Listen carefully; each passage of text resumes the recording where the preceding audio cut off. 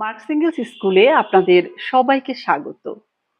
আজ ৫ আগস্ট ২০২৫ বিশ্বখ্যাত দার্শনিক ফ্রেডরিক এঙ্গেলসের ১৩০তম প্রয়াণ দিবস।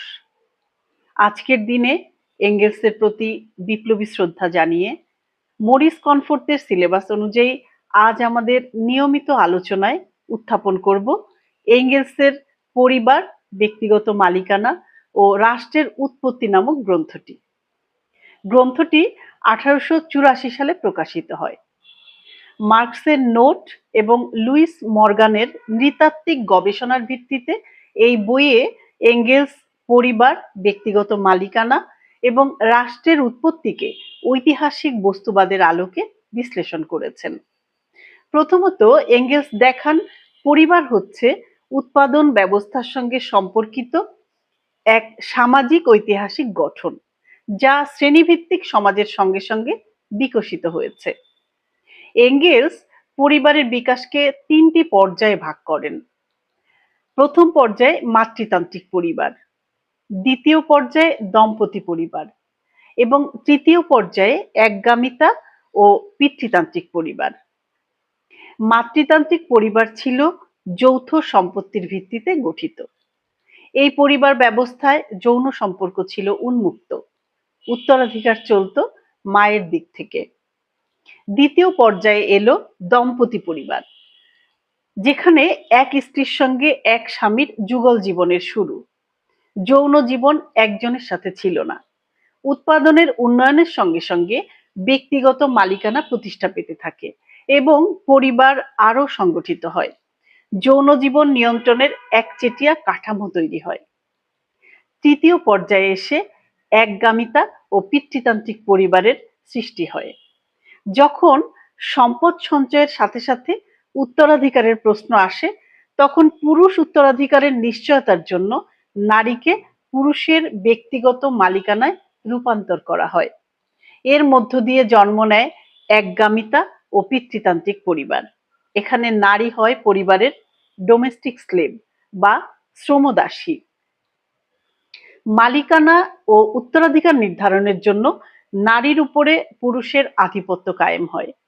নারীর দমন শুরু হয় এবং পরিবার হয় সম্পদের উত্তরাধিকার ও শোষণের কাঠামো। এঙ্গেলসের মতে প্রথম শ্রেণীগত শোষণ হলো পুরুষের দ্বারা নারীর শোষণ। পরিবারের ভিতরে নারীর শ্রমকে অবমূল্যায়ন ও অদৃশ্য করার মাধ্যমে পিতৃতন্ত্র সামাজিকভাবে প্রতিষ্ঠিত হয়। এই ব্যাখ্যা পরবর্তী মার্ক্সবাদী নারীবাদকে ব্যাপকভাবে প্রভাবিত করেছে। দ্বিতীয়ত এঙ্গেলস দেখান আদিম সমাজে ছিল উৎপাদনের উপরে সামাজিক মালিকানা। কৃষি ও পশুপালনের ফলে অতিরিক্ত উদ্বৃত্ত সম্পদ জমে ওঠে। এই উদ্বৃত্ত সম্পদ উৎপাদনের উপায়, পশু ও জমি সমাজের একটি অংশ ব্যক্তিগত মালিকানা হিসেবে কুক্ষিগত করে। তৃতীয়ত এঙ্গেলস দেখান ব্যক্তিগত সম্পদকে করায়ত্ত করে তার উপর নিয়ন্ত্রণ প্রতিষ্ঠার মাধ্যমেই শ্রেণী ব্যবস্থা গড়ে ওঠে। অর্থাৎ এই ব্যক্তিগত মালিকানার সূত্র ধরেই তৈরি হয় শ্রেণী বিভাজন, যেখানে কিছু মানুষ উৎপাদন উপকরণ কুক্ষিগত করে অন্যদের শ্রম শোষণ করে।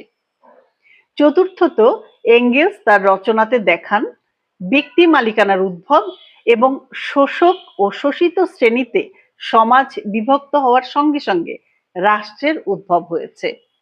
সমাজ শ্রেণী বিভক্ত হয়ে গেলে অর্থনৈতিকভাবে কর্তৃত্বশালী শ্রেণী একমাত্র জবরদস্তির সাহায্যেই শোষিত জনগণকে অধীন করে রাখতে পারত। অর্থনৈতিকভাবে বিত্তশালী সংখ্যালঘু মানুষের শ্রেণী স্বার্থ রক্ষার জন্য প্রয়োজন দেখা দেয় এক দমনমূলক সংগঠনের, যার নাম রাষ্ট্র। এঙ্গেলসের এই রচনাটি কেবল অতীত ইতিহাস বিশ্লেষণ নয়, বরং আধুনিক সমাজের ভিত্তি কিভাবে নির্মিত হয়েছে তা বোঝার একটি তাত্ত্বিক হাতিয়ার। পরিবার, ব্যক্তিগত মালিকানা এবং রাষ্ট্রের উৎপত্তিকে বস্তুবাদী বিশ্লেষণের মধ্যে এনে তিনি সমাজতান্ত্রিক রূপান্তরের যুক্তি নির্মাণ করেন। এই বইটি নারীর মুক্তি, পুঁজিবাদী রাষ্ট্র ভেঙে সমাজতান্ত্রিক রাষ্ট্র নির্মাণ, সমাজতন্ত্র বিকাশের মধ্য দিয়ে রাষ্ট্রের বিলুপ্তির শর্ত তৈরি এবং শ্রেণীহীন সাম্যবাদী সমাজ নির্মাণের মার্ক্সবাদী ভাবনার একটি কেন্দ্রীয় পাঠ হিসেবে আমরা গ্রহণ করতে পারি।